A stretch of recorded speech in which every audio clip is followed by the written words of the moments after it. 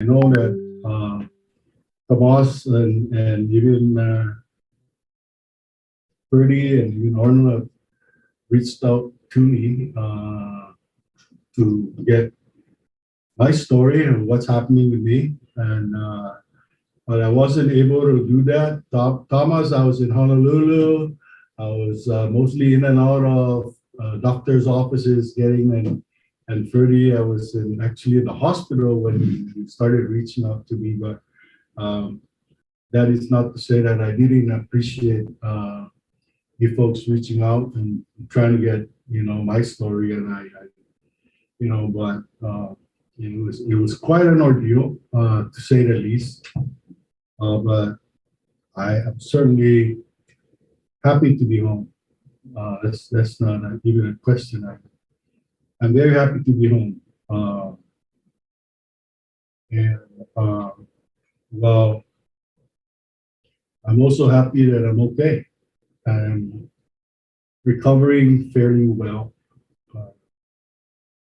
I was supposed to stay there in Honolulu for another week or a week and a half, but I think with my progress and talking to my doctor and therapist, went ahead and said, "Yeah, you can go home." I certainly wanted to come home already. 40, being out of it for 45 days is a long time. My job and the other matters that needs to be attended to. But it was really quite an ordeal. I don't want to go into specific details of it, but let me say this: I'm very, very, very grateful to all members of our community. I've had people that call me up, tried to get a hold of me, but I know that our community was praying for my health. And I'm forever grateful to all the members of our community. I want to thank the governor for making sure that I got the attention that I needed to be medevaced.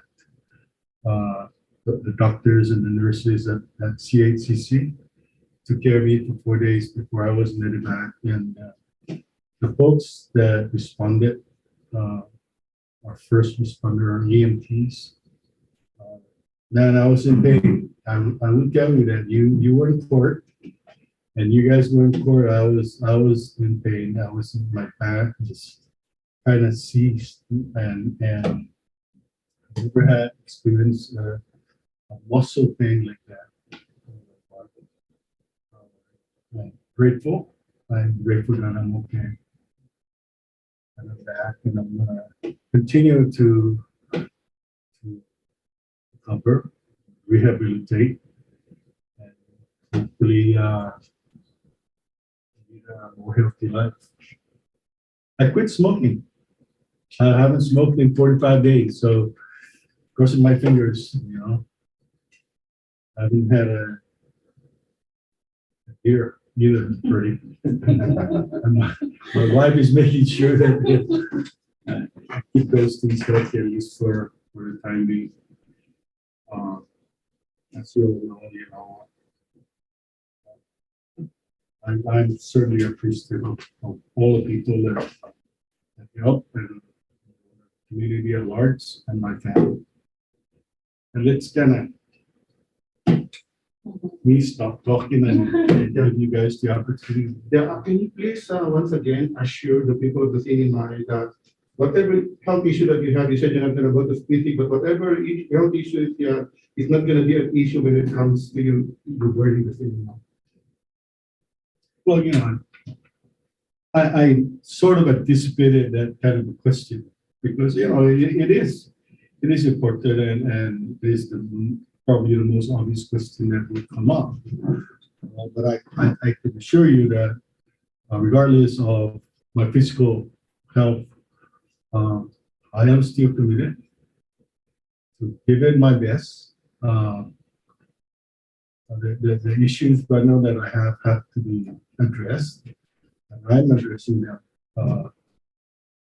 What you know, I will put my experience out there. And at the end of the day, even with me, Tina, and the governor, we're in this, and the way I see it, we're in this to work for our community. I think at the end of the day, age doesn't matter. How young you are, how old you are, how experienced you are, how inexperienced you are.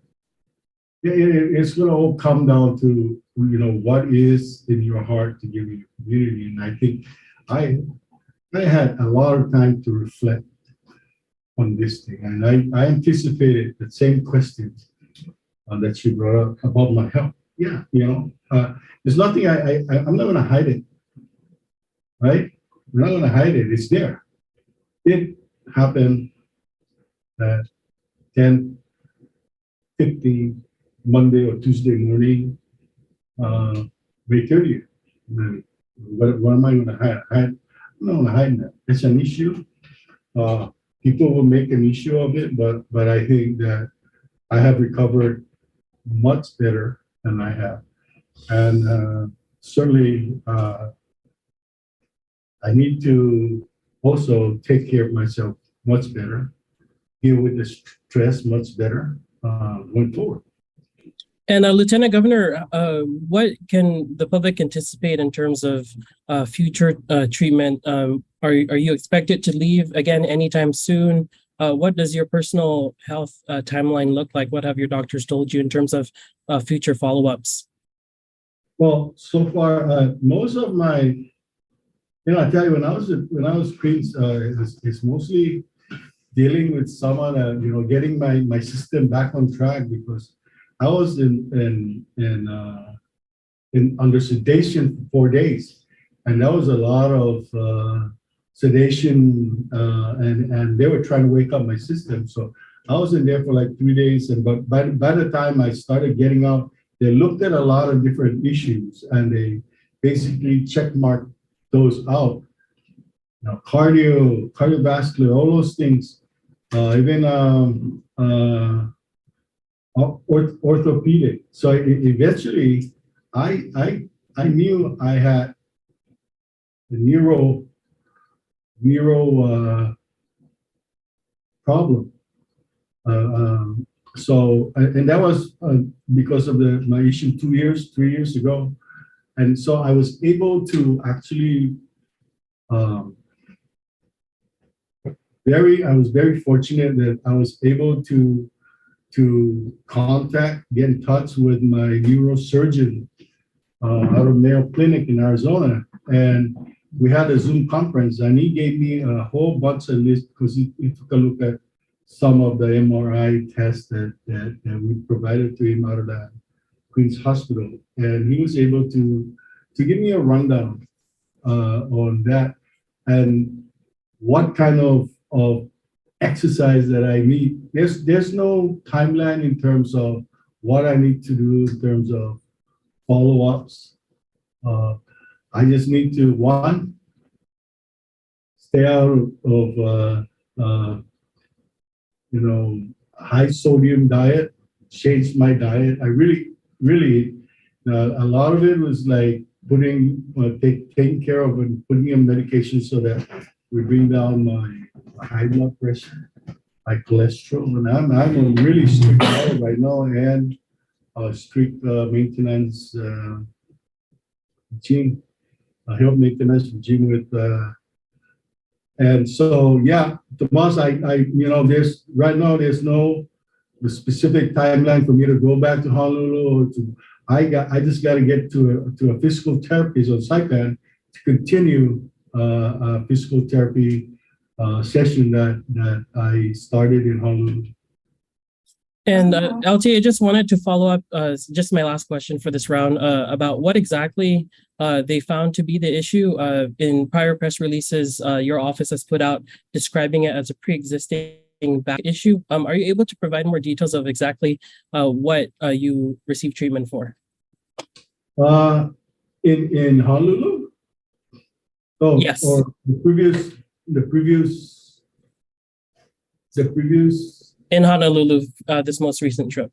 uh, and that's the mystery that I even myself are trying to get those information, because they went and looked at cardio, they looked at ortho, they looked at different areas, and they looked at whether I had a heart attack, they checked whether I had a, what do you call it, stroke. They checked those off. But I think at the end of the day, I'll tell you what happened to me. When I was sitting down at the witness stand, that chair that I was sitting in is very uncomfortable. It's like a bar stool. So my back was starting to get tired. And so I tried to get off that chair to stand up, and my knees collapsed because my knees were numb. And that's why I ended up on the floor. And when I ended up on the floor, somehow my back just went into spasm. And that's why I would keep yelling, my back is really hurting. My back was. And so when I went into the hospital, they sedated me for. I think it's back to the neuro, and we're going to be taking a closer look at it. But my neurosurgeon says, we looked at the MRI that we provided him, and says, it's the same. Nothing has really changed. You just gotta, get back into shape. And that's why we started losing weight and get back into better shape. All right. Thank you. Hi, Lieutenant Governor. This is Troy. Thank you for joining us. So, Ali, you wanted to? So, I know that you mentioned that you are still gonna work, but how has your health condition and this experience really affected your decision?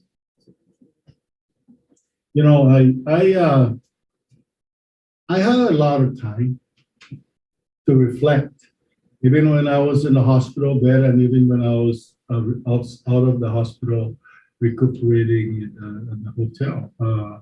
I had a lot of time and a lot of, this was, I took it very seriously, because I didn't know whether I died. But somehow I woke up and I was awake, and I thought about this. I really looked at the different options that one would look at. Quit, right? Pack it up and just go home. But after mulling that over for days, and I was by myself in the